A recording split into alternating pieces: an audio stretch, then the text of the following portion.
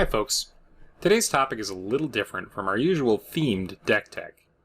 Today, we're going to be talking about why you should start playing Historic Brawl on MTG Arena. I know there's been a lot of frustration in the community around Alchemy and its effect on 60-card Historic and Historic Brawl, but I think that's actually even more of a reason to start playing Historic Brawl. Of all the formats in Arena, Historic Brawl is one of the least affected by regular Alchemy adjustments. While it's true that the nerfs and buffs to cards are included in Historic Brawl, it has very minimal impact on the game and the format itself. It is a singleton format, so the changes usually affect one or two cards in any given deck at most, and along with that, the digital-only cards have even less of an impact because of the singleton nature of the format.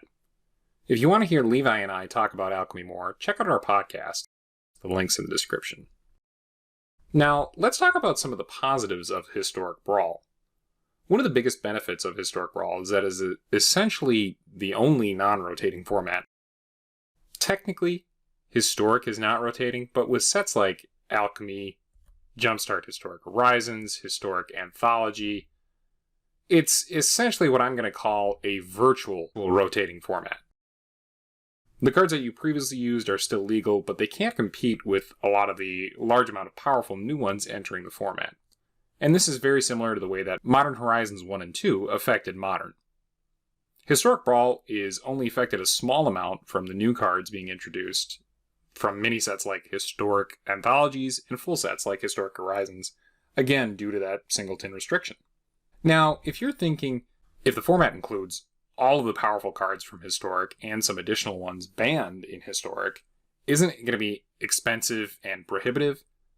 And while I will say that Magic is rarely cheap, and often feels like a pay-to-win game, Historic Brawl can be played on a budget competitively, and the matchmaking system tries to pair up decks with similar power levels. It's kind of like an automatic rule zero for you. Check out our budget deck techs for a few recommendations on decks that only use commons or uncommons.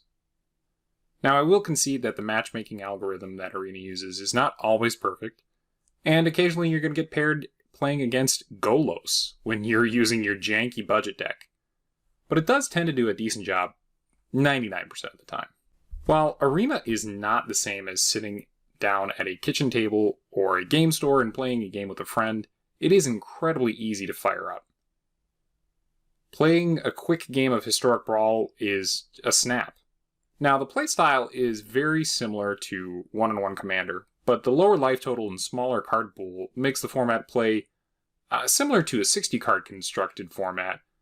Instead of comboing off with a broken commander every game, the format is more centered around traditional archetypes like Control, Aggro, Tempo, and the occasional mid-range deck.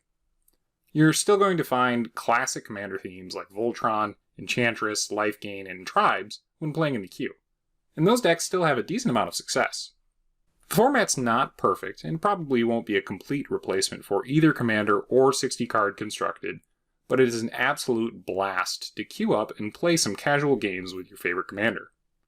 I've been playing since the inception of the format, and I think it's gotten significantly better over time. I hope to see you all in the Historic Brawl queue soon. Thanks for watching, like and subscribe, and head over to our official site, brothersbrawl.tech, for more content.